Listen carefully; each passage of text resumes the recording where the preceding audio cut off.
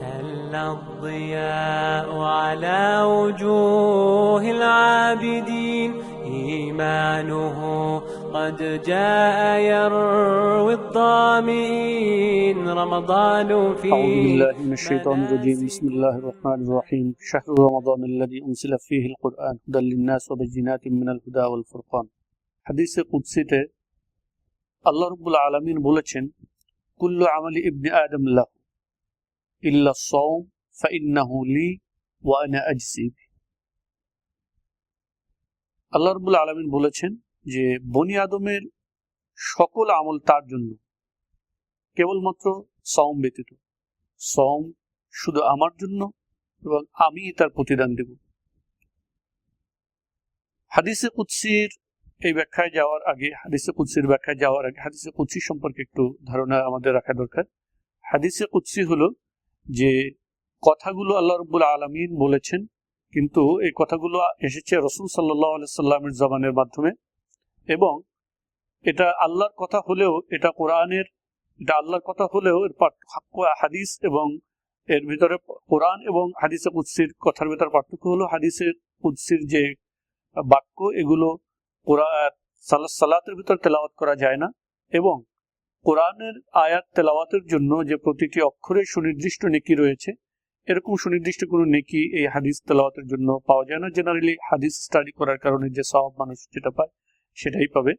আর এর আরেকটি বৈশিষ্ট্য হলো যে হাদিস যেভাবে যাচাই বাছাই করা হয়, হাদিসে কুদসিও একইভাবে যাচাই বাছাই করা হয়। হাদিস যেরকম সহিহ দাঈফ হতে পারে, হাদিসে কুদসিও সহিহ দাঈফ হতে পারে। কোনো হাদিসে কুদসি কেবল হাদিসে কুদসি হওয়ার কারণেই যে সেটা প্রতিষ্ঠিত এবং আল্লাহর কথার সমান গুরুত্ব রাখে তা নয়। যতক্ষণ সেটা সহিহ হিসেবে প্রমাণিত না হবে ততক্ষণ পর্যন্ত সেটা তার প্রতিষ্ঠিত যে মর্যাদা সেটা লাভ করবে না।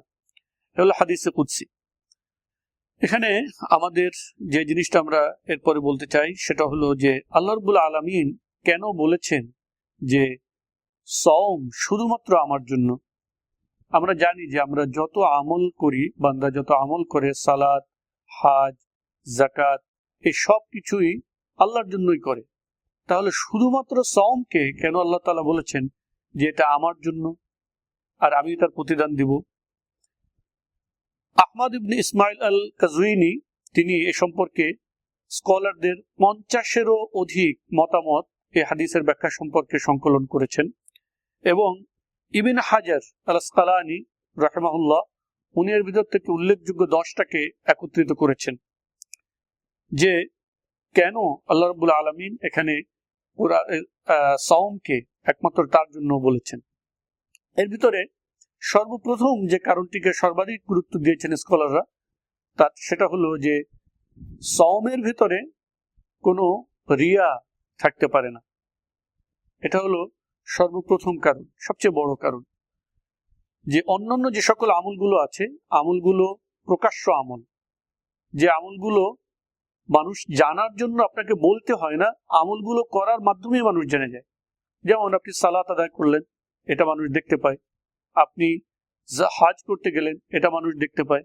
আপনি দান করবেন, এটা মানুষ দেখতে পায়। আপনি পিতামাতার খেদমত করেন, সেবা করেন, এটা মানুষ দেখতে পায়। কিন্তু একজন মানুষ যদি সওম রাখে, আপনি সওম রাখা অবস্থায় কোথাও গিয়েছেন, আপনি যতক্ষণ পর্যন্ত না বলবেন যে আপনি সওম রেখেছেন ততক্ষণ পর্যন্ত কিন্তু এই আমলটা কেউ জানতে পারবে না। সো উদ্দেশ্য প্রণোদিত ভাবে কাউকে বলা, এটা তো একটা সাধারণ আলাদা ব্যাপার। সেটা যে কোনো আমলের ক্ষেত্রেই বলা যায়।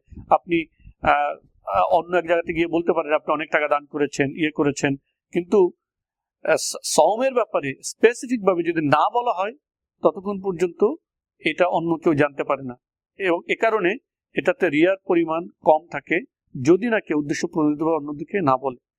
এটা হলো সবচেয়ে বড় কারণ, যেটাকে স্কলাররা সবচেয়ে বড় কারণ হিসেবে উল্লেখ করেছেন।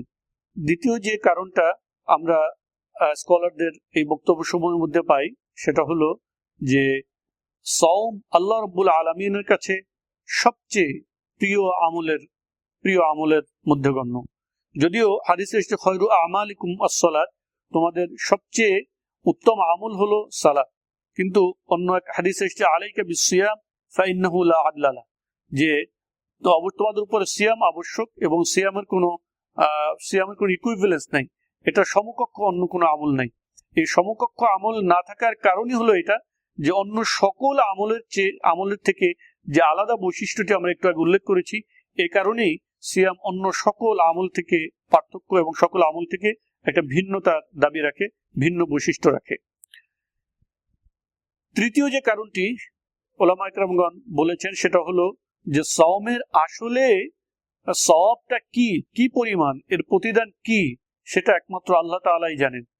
অন্যান্য অনেক আমলের ক্ষেত্রে হাদিসের ভিতরে সওয়াবের পরিমাণ উল্লেখ করা আছে, যে কেউ যদি এই কাজ করে তাহলে এত পরিমাণ নেকি পায়, কেউ যদি এই কাজ করে, এই আমল করে তাহলে এত পরিমাণ সওয়াব পায়। কিন্তু সওমের ব্যাপারে আল্লাহ রাব্বুল আলামিন বলেছেন যে এটা আমার জন্য এবং আমি এর প্রতিদান দেব। এখানে কোনো সুনির্দিষ্ট কোনো কারণ বা কোনো পরিমাণ বা কোনো কিছু উল্লেখ করা নেই, সুনির্দিষ্ট কোনো পরিমাণ উল্লেখ করা নেই। আর আমরা জানি যে প্রতিদান আসলে প্রত্যেক ব্যক্তি, প্রত্যেক মানুষ প্রতিদান দেয় তার নিজের মর্যাদা অনুযায়ী। আপনি দেখেন যে যদি আপনি কোনো একজন প্রেসিডেন্টের কাছে যান বা একজন ফকির যদি একজন প্রেসিডেন্টের কাছে যায় সাহায্য চাইতে, তাহলে সে যদি তাকে 500 টাকা দেয়, তাহলে মানুষ কি বলে যে আরে এ তো ছোট লোক, এ মাত্র 500 টাকা দিয়েছে, এটা কিছু হলো? অথচ একজন ভিক্ষুক কিন্তু প্রতিদিন রাস্তায় 2 টাকা 3 টাকাও ভিক্ষা নেয়, কিন্তু 500 টাকাকে যেখানে তার একজন মানুষ ভিক্ষা করে একদিনে যে পরিমাণ বা তার চেয়েও বেশি, কিন্তু সেটা দেওয়া সত্ত্বেও লোকেরা বলবে যে সে তো খুবই খারাপ কাজ করেছে। এর কারণ কি? কারণ হলো একজন প্রেসিডেন্টের মর্যাদায় 500 টাকা কিছুই না। তো এরকম মহান আল্লাহ রাব্বুল আলামিন, যিনি আসমান জমিনের স্রষ্টা, যিনি আরশের মালিক, যিনি গোটা সৃষ্টি জগতের মালিক, তিনি যখন প্রতিদান দিবেন তখন তিনি কেমন প্রতিদান দিতে পারেন, এটা আসলে আমাদের পক্ষে শুধু ভাবনার একটা রেশ দেওয়াই সম্ভব, সুনির্দিষ্টভাবে কিছু বলা সম্ভব নয়। কারণ আল্লাহ রাব্বুল আলামিনের কোনো কিছু সম্পর্কে কোনো সুনির্দিষ্ট ধারণা আমাদের পক্ষে করা সম্ভব নয়।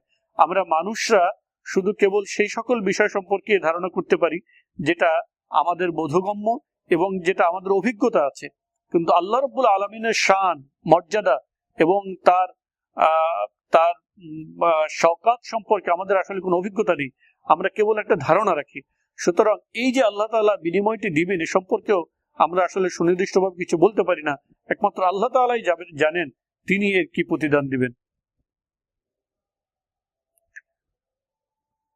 চতুর্থ যে কারণটি আছে সেটা হলো যে মানুষ যখন আমল করে তখন এক এক ধরনের আমলের ভিতরে এক এক ধরনের প্যাশেন্স বা সবরের দরকার হয়। যেমন কোনোটাতে হয়তো দরকার হয় শারীরিকভাবে মানুষের যে কষ্ট এবং পরিশ্রম, এটার দরকার হয়।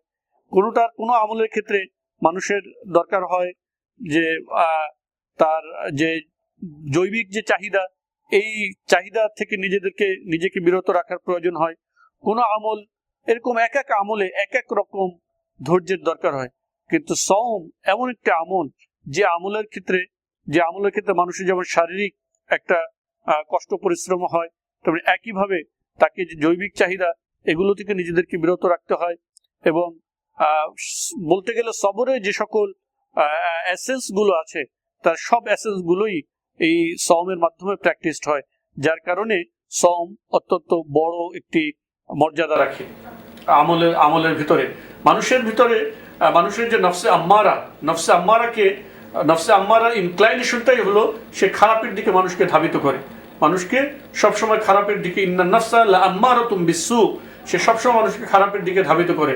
আর এই রোজার ভিতরে সবচেয়ে যে কাজগুলো আল্লাহ তাআলা অন্যান্য সময় আমাদের জন্য হালাল রেখেছেন, যে খাবার অন্যান্য সময় হালাল, যে স্ত্রী সহবাস অন্যান্য সময় হালাল, সেটা থেকেও আমাদেরকে বিরত থাকতে হয়।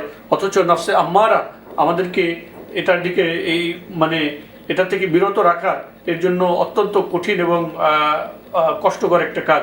আল্লাহ রাব্বুল আলামিন আমাদেরকে এই যে সব ধরনের প্যাশেন্স এর ভিতরে রাখতে হয়, এর মাধ্যমে আল্লাহ রাব্বুল আলামিন আমাদের সকলকে এর উত্তম বিনিময় দান করুন এবং আল্লাহ তাআলা আমাদেরকে সিয়ামকে একমাত্র তার জন্য রাখার তৌফিক দান করুন এবং একমাত্র তার কাছ থেকেই এর প্রতিদান নিয়ে সৌভাগ্যবান হওয়ার মতন সৌভাগ্যবান আমাদেরকে বানান। আমিন ওয়া আখিরু দাওয়ানা আলহামদুলিল্লাহি রাব্বিল আলামিন। আসসালামু আলাইকুম ওয়া রাহমাতুল্লাহি ওয়া বারাকাতুহু।